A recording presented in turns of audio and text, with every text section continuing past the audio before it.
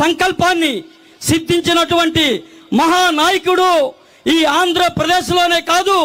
భారతదేశ రాజకీయాల్లోనే నీతి నిజాయితీ నిబద్ధత కలిగినటువంటి ఏకైక నాయకుడిగా ఉన్నటువంటి శ్రీ కొణిదెల పవన్ కళ్యాణ్ గారు తీసుకున్నటువంటి నిర్ణయాన్ని మేమందరం కూడా శిరస వహిస్తూ, ఏదైతే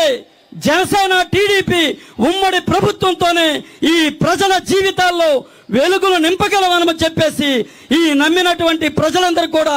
నమ్ముతా ఉన్నారు. ఆ నమ్మకాన్ని మనం అందరం కూడా జనాల వద్దకు తీసుకుపోయి 50 రోజుల్లో జరగబోయే సార్వత్రిక ఎన్నికల్లో,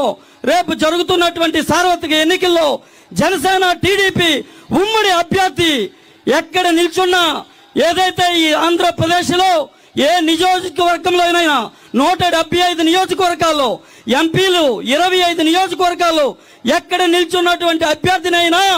టీడీపీ జనసేన అభ్యర్థిని గెలిపించవలసిన బాధ్యత మన అందరం భుజస్కంధాల మీద ఉందని చెప్పేసి మీ అందరూ కంకణబద్దులై పనిచేయాలని చెప్పేసి పేరు పేరున పిలుపునిస్తా ఉన్నాను. ఈ దిశగా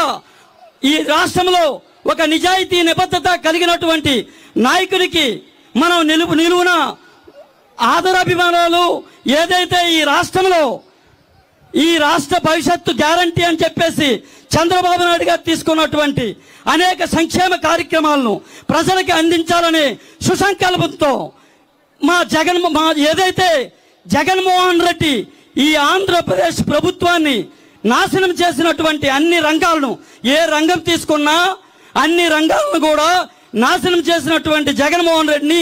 ఆంధ్రప్రదేశ్ నుంచి తరిమి కొట్టేయాలని చెప్పేసి, ఈ తరిమి కొట్టాలనే ఒక నిబద్ధత కలిగినటువంటి నాయకుడు తీసుకున్నటువంటి